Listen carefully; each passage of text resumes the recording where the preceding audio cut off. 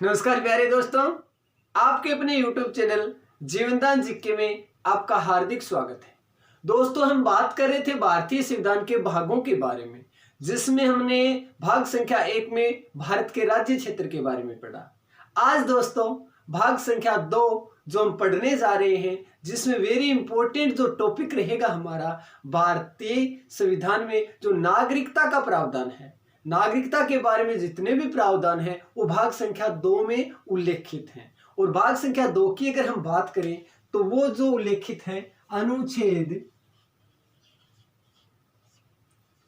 5 से लगाकर 11 तक भारत के संविधान में नागरिकता संबंधित प्रावधान अगर आपसे पूछा जाए तो भाग संख्या 2 अनुच्छेद 5 से लगाकर 11 तक नागरिकता से संबंधित सारे के सारे प्रावधान बताए गए हैं। दोस्तों, मैं आपसे निवेदन कर रहा हूं, आप बिल्कुल रिलैक्स होकर बैठिए क्लास में, सारा का सारा बिल्कुल आसानी से इसी क्लास में याद करेंगे हम। देखिए, ज्यादा दिमाग पर लोड नहीं लेते हुए हम करते हैं अपनी क्लास की शुरुआत नागरिकता के बारे में। जो प्रावधानों का उल्लेख किया गया है भाग संख्या 2 में अनुच्छेद 5 से लगाकर 11 तक, इनके बारे में हम पढ़ेंगे।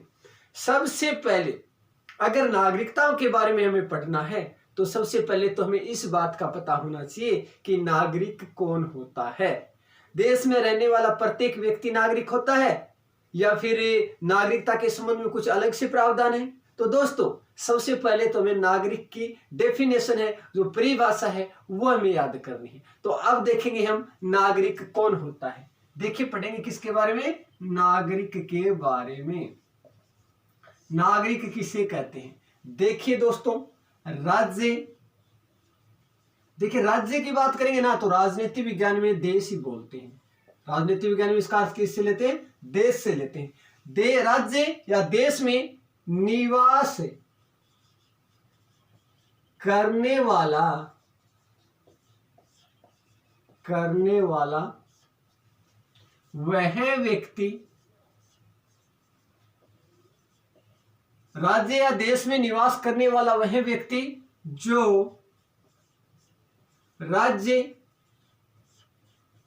या देश, आप सुन जाना, राज्य या देश व संविधान, उस देश के संविधान, जिस देश का वो निवासी है उस देश के संविधान के प्रति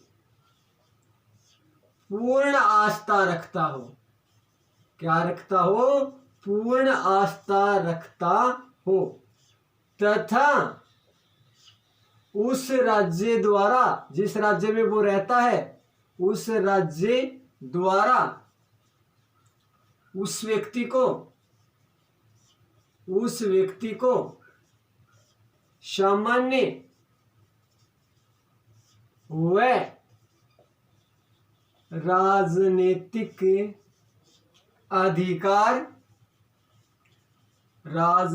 अधिकार उपलब्ध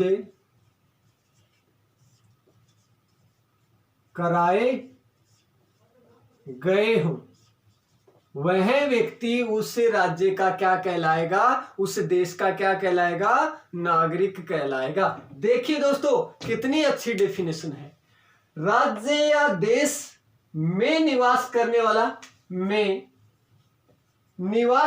वाला वह व्यक्ति जो राज्य, जो देश है, वह उस राज्य या देश के संविधान के प्रति पूर्ण आस्था रखता है कि मेरा देश है, यही मेरा सर्वोपरि है। अर्थात देश के प्रति पूर्ण आस्था है, सब कुछ समर्पित करने के लिए तैयार है देश के प्रति, या जो उसका संविधान है, जो बनाए हुए कानून है, उनके आधार पर चल रहा है, उनके कानूनों का उल्लंघन नहीं कर रहा है। उसके बाद बात करें उस राज्य के द्वारा उस व्यक्ति को, जिसमें वो निवास कर रहा है, उसके व्यक्ति को सामान्य और जो राजनीतिक अधिकार है वो सारे के सारे उपलब्ध कराए गए हैं, तो वह व्यक्ति उस राज्य का क्या कहलाएगा? नागरिक कहलाएगा। दोस्तों, आप इसको नोट कीजिए, इस डेफिनेशन को नोट करना है। हमें पता चलेगा कि देश में रहने वाला प्रत्येक व्यक्ति ही नागरिक होता है या नहीं होता है। तो कितनी अच्छी डेफिनेशन है। तो आप साथ साथ इसे नोटबुक में जरूर ऐड करें प्लीज। देखिए, आप स्क्रीनशॉट भी ले सकते हैं और नोटबुक में भी जरूर ऐड करें। आगे हम बात करेंगे कानूनी दृष्टि से नागरिकों के प्रकार कि कानूनी दृष्टि से नागरिकों को कितने भागों में बांटा गया है। कानूनी दृष्टि से नागरिकों के प्रकार, नागरिकों के प्रकार। कानूनन दृष्टि से अगर देखा जाए तो नागरिक कितने प्रकार के होते हैं। आराम से एक एक बात बताऊंगा, बिल्कुल अच्छे तरीके से पढ़ेंगे हम, बिल्कुल रिलैक्स होकर पढ़िए आप। देखिए, नंबर 1, कानूनी दृष्टि से अगर बात करें ना तो नागरिक 4 प्रकार के होते हैं। इनके कितने प्रकार बताए हैं? 4। नंबर 1, देश में जन्मा व्यक्ति। देश में जन्मा व्यक्ति, मान लीजिए जिस व्यक्ति का जिस देश में जन्म हुआ है वो भी कानूनी दृष्टि से उस राज्य का क्या कहलाएगा? नागरिक कहलाएगा, जन्मा व्यक्ति। नंबर 2 बात करेंगे शरणार्थी। शरणार्थी, मान लीजिए किसी भी परिस्थिति के कारण, किसी भी परिस्थिति के कारण वो मान लीजिए किसी देश में आकर शरण लेता है तो वह व्यक्ति भी नागरिक कहलाएगा। जैसे मान लीजिए हम बात करें बांग्लादेश का कोई व्यक्ति है, बांग्लादेश का कोई व्यक्ति है, वहां पर कोई प्राकृतिक आपदा आ गई या अन्य किसी कारण से हमारे देश में आकर शरण ले रहा है तो वह व्यक्ति भी हमारे देश का क्या कहलाएगा? नागरिक कहलाएगा। उसके बाद भारतीय संविधान की बात करें तो कानूनी दृष्टि से तीसरा प्रकार क्या है? कानूनी दृष्टि से तीसरे प्रकार की अगर हम बात करेंगे तो विदेशी। विदेशी, कोई दूसरे देश से आया है, मान लीजिए व्यापार करने के लिए आया है, भ्रमण करने के लिए आया है या अन्य किसी कारणों से वो हमारे देश में आया है, विदेशी व्यक्ति है, व्यापार करने के लिए आ गया या बात करें तो वो भ्रमण करने के लिए आ गया या अन्य किसी कारण से हमारे देश में आ गया तो कानूनी दृष्टि से उसे भी हमें क्या समझेंगे? नागरिक समझेंगे। उसके बाद दोस्तों हम बात करेंगे नंबर 4, राज्य विहीन व्यक्ति। राज्य विहीन व्यक्ति का मतलब ये होता है कि उस व्यक्ति को किसी भी राज्य की नागरिकता प्रदान नहीं है, किसी भी राज्य की नागरिकता नहीं है। कोई व्यक्ति है उसके पास किसी भी राज्य की बात करें तो मैंने बार बार बता रहा हूं आपको, राजनीति विज्ञान में राज्य का मीनिंग होता है देश। उस व्यक्ति के पास किसी भी देश की नागरिकता नहीं है और वो हमारे देश में आ गया तो हमारे संविधान के अनुसार उसे भी क्या समझा जाएगा? नागरिक समझा जाएगा। दोस्तों देखना, दोबारा से आप इसको स्क्रीनशॉट लीजिए, साथ साथ नोटबुक में ऐड कीजिए, बिल्कुल रिलैक्स होकर पढ़ेंगे। कानूनी दृष्टि से नागरिकों के कितने प्रकार पड़े हैं? 4 प्रकार। देश में जन्मा व्यक्ति नागरिक कहलाएगा, शरणार्थी आ गया किसी भी परिस्थिति के कारण मान लीजिए हमारे देश में, वो भी नागरिक कहलाएगा। विदेशी आ गया भ्रमण करने के लिए, व्यापार करने के लिए, अन्य किसी कारण आ गया तो वो भी हमारे संविधान के अनुसार नागरिक कहलाएगा। और उसके बाद राज्य विहीन जो व्यक्ति होता है अर्थात किसी भी देश की उसके पास नागरिकता नहीं है, हमारे देश में आ गया तो कानूनी दृष्टि से उसे भी हम क्या समझेंगे? नागरिक समझेंगे। ये नागरिक के 4 क्या है? प्रकार हैं। कई कौन सी दृष्टि से हैं? कानून दृष्टि से नागरिक के कितने प्रकार बताए हैं? 4 प्रकार बताए। बिल्कुल 0 लेवल से बताया जाएगा, आपको प्रत्येक बात को अवगत करवाया जाएगा अच्छे तरीके से। नोट कीजिए इसको। आगे हम बात करेंगे कि नागरिक तो है लेकिन इसको नागरिकता कब दी जाएगी। ये 4 प्रकार के व्यक्ति हैं जो कानूनी दृष्टि से जो नागरिक कहलाएंगे। अब इनको नागरिकता कैसे प्रदान की जाएगी? हमारे देश की नागरिकता कैसे प्रदान की जाएगी? देखिए, बात करेंगे नागरिकता के संबंध में अनुच्छेद 5 से लगाकर 11 तक सारा का सारा प्रावधान किया गया है इसमें। देखिए, अनुच्छेद 5 में पढ़ेंगे हम नागरिक को नागरिकता कैसे प्रदान की जाएगी। अनुच्छेद 5 में जो नागरिकता प्रदान की जाएगी वो की जाएगी अधिवास के आधार पर। अधिवास के आधार पर नागरिकता। अधिवास के आधार पर उस व्यक्ति को नागरिकता देगा हमारा भारत का संविधान, हमारी संसद उसे नागरिकता देगी। अधिवास का मतलब होता है निवास स्थान के आधार पर जो देश में रह रहा व्यक्ति है उसे नागरिकता देगी अनुच्छेद 5 के तहत। तो उस व्यक्ति को नागरिकता प्रदान करने के लिए कितनी शर्तों को पूरा करना पड़ेगा, वो जो उल्लेख किया गया है अधिवास के संबंध में वो अनुच्छेद 5 में उल्लेख किया गया है। प्यारे दोस्तों, मैं बता रहा हूं आपको, अनुच्छेद 5 बोले तो अधिवास के आधार पर नागरिकता कैसे प्रदान की जाएगी। नंबर 1 बात है, उसका जन्म कहाँ हुआ हो, जन्म देश में हुआ हो, देश में जन्मा व्यक्ति, देश में जन्मा व्यक्ति, इसको ऐसे भी बोल सकते हैं देश में जन्मा व्यक्ति, या जन्म के आधार पर, या इसको ऐसे भी बोल सकते हैं जन्म के आधार पर, जन्म के आधार पर उसका जन्म हमारे देश में हुआ है। तो जन्म के आधार पर जो नागरिकता दी जाएगी वह नागरिकता कौन सी कहलाएगी, अधिवास के आधार पर। और उसका उल्लेख कौन से अनुच्छेद में है, अनुच्छेद संख्या 5।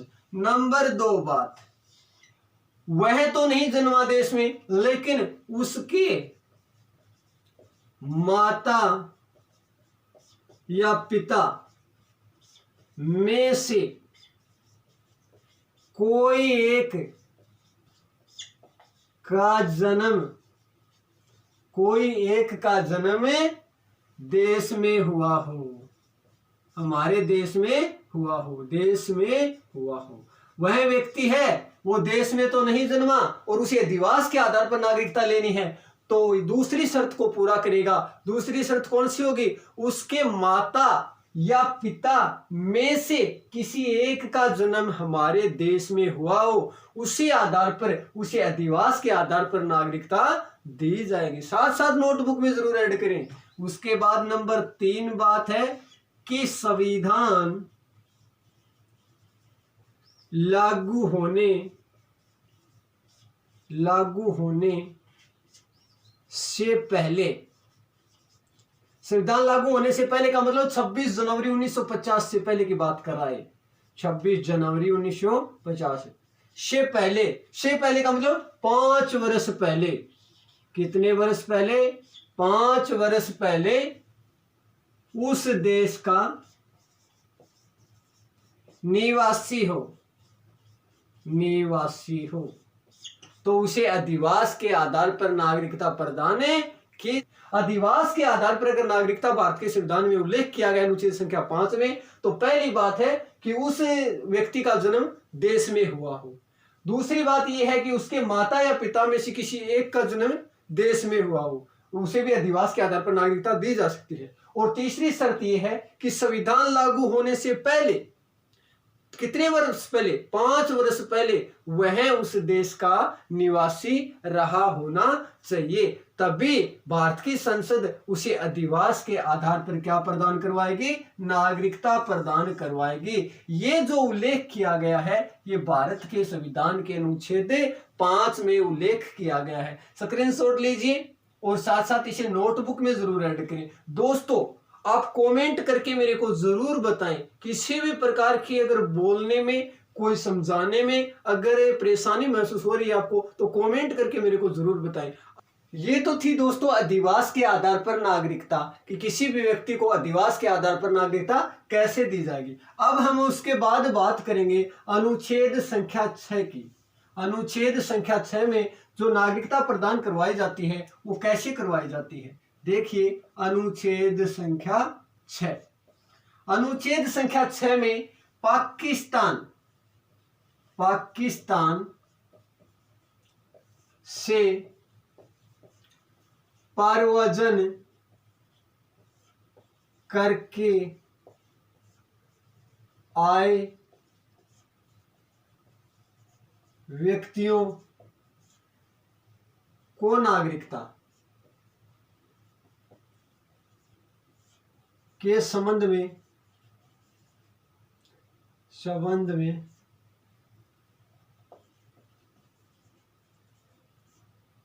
प्रावधान।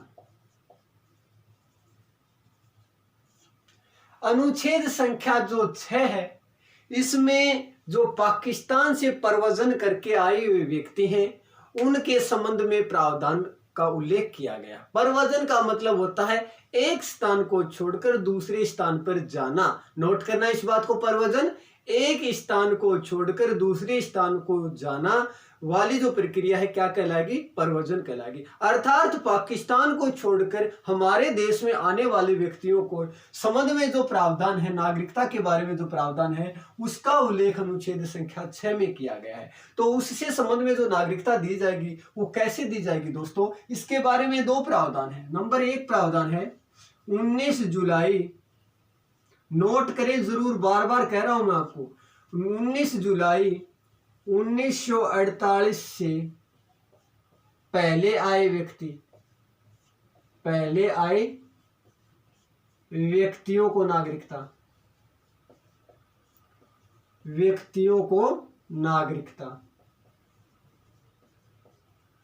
और 19 जुलाई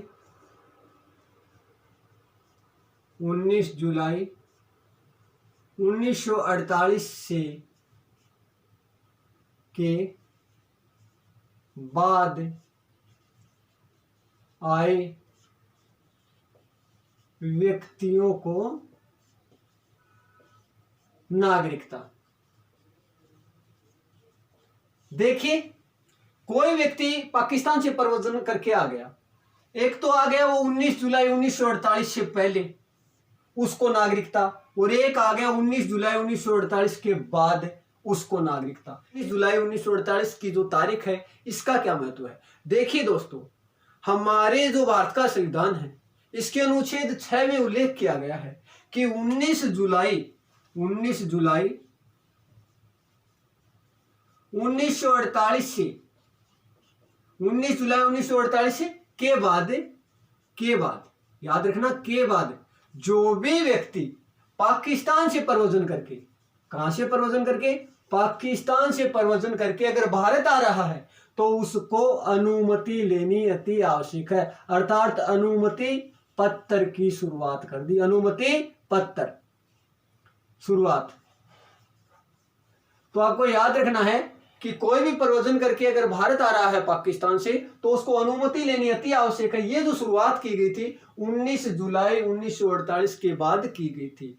देखिए, अगर कोई परवजन करके पाकिस्तान से भारत आ रहा है तो उसको नागरिकता कैसे मिलेगी? तो देखिए, वह अगर नागरिक बनना चाहता है तो उसको कम से कम 6 महीने तो वहां पर निवास करना पड़ेगा, 6 महीने निवास करना पड़ेगा उसे, और उसके बाद 6 महीने के बाद वो अपना रजिस्ट्रेशन करवाएगा, रजिस्ट्रेशन या बोले तो अपना पंजीयन करवाएगा, और उसके बाद भारत की संसद के द्वारा उसे क्या दी जाएगी? नागरिकता दी जाएगी। ये ऐसा जो प्रावधान है वो हमें भारत के संविधान के अनुच्छेद 6 में देखने को मिलता है। देखिए कितनी अच्छी बातें की हमने। अनुच्छेद संख्या 6 में किन व्यक्तियों को नागरिकता मिलेगी? जो पाकिस्तान से परवजन करके आ रहे हैं, उस स्थान को छोड़कर भारत आ रहे हैं, तो वो उनके बारे में प्रावधान है कि 19 जुलाई से पहले आ गया, 1948 से पहले आ गया, और 19 जुलाई 1948 के बाद आया। 19 जुलाई का महत्व क्या है? इस दिन से अनुमति पत्र की क्या कर दी थी? शुरुआत कर दी थी कि कोई भी आएगा तो अनुमति लेगा। उसके बाद शर्त क्या है कि वो 6 महीने तक तो वहां पर रहेगा, और रहने के बाद अपना रजिस्ट्रेशन पंजीयन करवाएगा। और उसे जो प्रावधान है ये पाकिस्तान से परवजन करके आए हुए व्यक्तियों के बारे में प्रावधान है जो भारत की नागरिकता लेना चाहते हैं। अब दोस्तों हम बात करेंगे अनुच्छेद संख्या 7 में किसका उल्लेख किया गया है। देखिए, आराम से बात करेंगे, अच्छे तरीके से पढ़ेंगे, सारा का सारा अगर हो सके तो हम क्लास में याद करेंगे। देखिए, अनुच्छेद संख्या 7 की अगर हम बात करें, अनुच्छेद 7, अनुच्छेद संख्या 7 में भारत से परवजन करके पाकिस्तान गए व्यक्तियों को नागरिकता। देखिए, कोई व्यक्ति भारत का है और भारत से परवजन करके या भारत को छोड़कर पाकिस्तान चला गया, उसको नागरिकता के बारे में जो प्रावधान है उसका उल्लेख अनुच्छेद संख्या 7 में किया गया है। भारतीय संविधान के अनुच्छेद 7 में इस बात का प्रावधान है कि कोई व्यक्ति भारत को छोड़कर और पाकिस्तान चला गया, अब वो वापिस आ रहा है, तो इसके बारे में उसे नागरिकता मिलेगी या नहीं मिलेगी या कैसे मिलेगी, वो जो प्रावधान हमें देखने को मिलेगा अनुच्छेद संख्या 7 में देखने को मिलेगा। देखिए, अगर वो भारत को छोड़कर कब गया, वो जन्मा तो भारत में है, निवास स्थान उसका भारत में, लेकिन 1 मार्च 1947 के बाद 1 मार्च 1947 के बाद वो भारत से प्रव्रजन करके चला गया। और कहां चला गया? पाकिस्तान चला गया। वो पाकिस्तान चला गया, तो उसे कैसे नागरिकता दी जाएगी? उसे नागरिकता अगर प्रदान करनी है, भारत की नागरिकता लेनी है भारत की, तो क्या करेगा? वो सारी की सारी शर्तें जो अनुच्छेद संख्या 6 में दर्शाई गई थी, 6 में क्या दर्शाई गई थी कि वो कम से कम कितने महीने तक रहेगा देश में आकर? 6 महीने तक रहेगा। 6 महीने तक देश में रहेगा और रहने के बाद अपना क्या कराएगा? पंजीयन कराएगा, रजिस्ट्रेशन कराएगा, और उसके बाद भारतीय संविधान के अनुच्छेद 7 के तहत उसे नागरिकता प्रदान की जाएगी। ये जो उल्लेख किया गया है ये अनुच्छेद संख्या 7 में किया गया है। एक बार दोबारा देखिए, अच्छी तरीके से पढ़ेंगे। अनुच्छेद संख्या 7 में किसका उल्लेख है? कि वह व्यक्ति जो भारत को छोड़कर प्रव्रजन करके पाकिस्तान चला गया, वापिस आ रहा है और भारत से नागरिकता मांग रहा है, तो भारत के संविधान के अनुच्छेद 7 में इस प्रकार का उल्लेख है कि अगर वो कब गया है? 1 मार्च 1947 के बाद भारत को छोड़कर गया है, तो कम से कम आने के कितने महीने बाद? 6 महीने तक तो रहना पड़ेगा। उसके बाद अपना रजिस्ट्रेशन करवाना पड़ेगा। उसके बाद भारत की संसद के तहत कार्रवाई के बाद उसे नागरिकता प्रदान की जाएगी। ये जो ऐसा जो प्रावधान है अनुच्छेद संख्या 7 में किया गया है। अब दोस्तों हम बात करते हैं अनुच्छेद संख्या 8 की। अनुच्छेद संख्या 8। अनुच्छेद संख्या 8 में भारतीय मूल के नागरिकों को नागरिकता, भारतीय मूल के व्यक्तियों को नागरिकता संबंधित प्रावधान कौन से अनुच्छेद में है? तो मैं तुरंत जवाब देना है अनुच्छेद संख्या 8 है। भारतीय मूल का मीनिंग क्या होता है, इसका अर्थ क्या होता है? देखिए कि वह भारतीय मूल का है, रहने वाला कहां का? भारत का है, निवासी भारत का है, लेकिन अब वो विदेश में रह रहा है। कहां रह रहा है? विदेश में रह रहा है। अगर वो नागरिकता लेना चाहता है तो उसे क्या करना पड़ेगा? इसके बारे में जो प्रावधान किए गए हैं वो देखना आप, वो शर्तें कौन कौन सी होगी। नंबर 1, वह जन्म कहाँ हुआ? उसका देश में, जन्म देश में हुआ हो। अगर उसका जन्म देश में नहीं हुआ है तो मान लीजिए उसके दादा दादी, माता पिता, नाना नानी, उसके दादा दादी, माता पिता, नाना नानी, इनमें से अगर इनका जन्म दादा दादी का, अगर मान लीजिए उसका खुद का जन्म नहीं है देश का, उसके दादा दादी का, उसके माता पिता का, उसके नाना नानी का, भारत शासन अधिनियम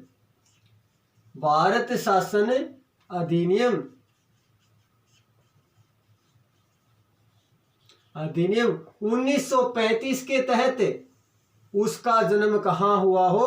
भारत में हुआ हो, हमारे देश में हुआ हो, तो उस व्यक्ति को नागरिकता किस आधार पर दी जाएगी? भारतीय मूल के आधार पर उसे क्या दी जाएगी? नागरिकता दी जाएगी। देखिए क्या बात कर रहे हैं, भारत शासन अधिनियम 1935 ये कह रहा है कि इसके दादा दादी का या माता पिता का या नाना नानी का जन्म कहाँ हुआ है? भारत में हुआ है, और वो कहाँ रह रहा है? विदेश में, तो उसे भारतीय संविधान के तहत अनुच्छेद 8 के तहत भारतीय मूल के आधार पर क्या दी जा सकती है दोस्तों? नागरिकता दी जा सकती है। ऐसा प्रावधान अनुच्छेद संख्या 8 में है।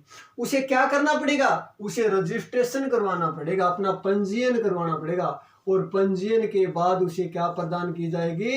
नागरिकता प्रदान की जाएगी। ऐसा जो उल्लेख किया गया है वो कौन से अनुच्छेद में किया गया है? अनुच्छेद संख्या 8 है।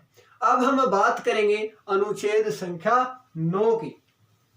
अनुच्छेद संख्या 9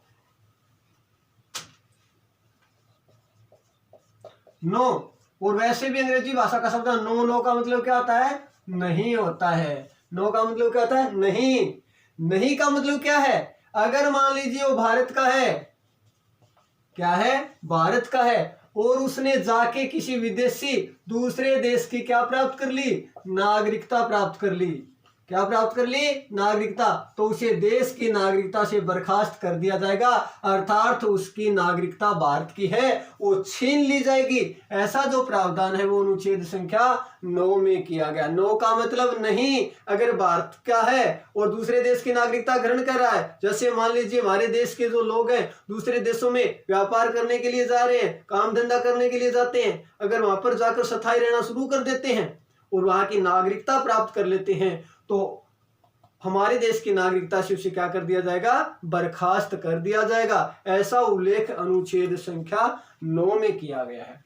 उसके बाद दोस्तों हम बात करेंगे अनुच्छेद संख्या 10 के बारे में। अनुच्छेद संख्या 10। अनुच्छेद संख्या 10 की बात करें तो अनुच्छेद संख्या 10 में उल्लेख किया गया है कि किसी भी व्यक्ति की नागरिकता, किसी भी व्यक्ति की नागरिकता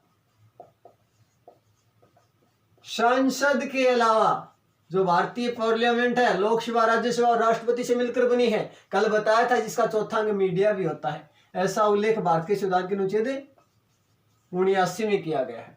संसद के अलावा कोई छीन नहीं सकता है। अगर उसे नागरिकता से बर्खास्त करेगी तो संसद ही करेगी, उसके अलावा और कोई उसे बर्खास्त नहीं कर सकता है, अर्थात उसकी नागरिकता को छीन नहीं सकता है। ऐसा जो उल्लेख किया गया है वो भारतीय संविधान के अनुच्छेद 10 में किया गया है कि किसी भी व्यक्ति की नागरिकता को संसद के अलावा कोई छीने नहीं सकता है। ऐसा प्रावधान किसमें किया गया है? अनुच्छेद संख्या 10।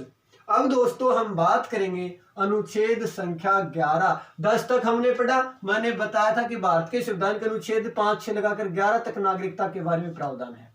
अब देखिए अनुच्छेद संख्या 11 में क्या उल्लेख किया गया है।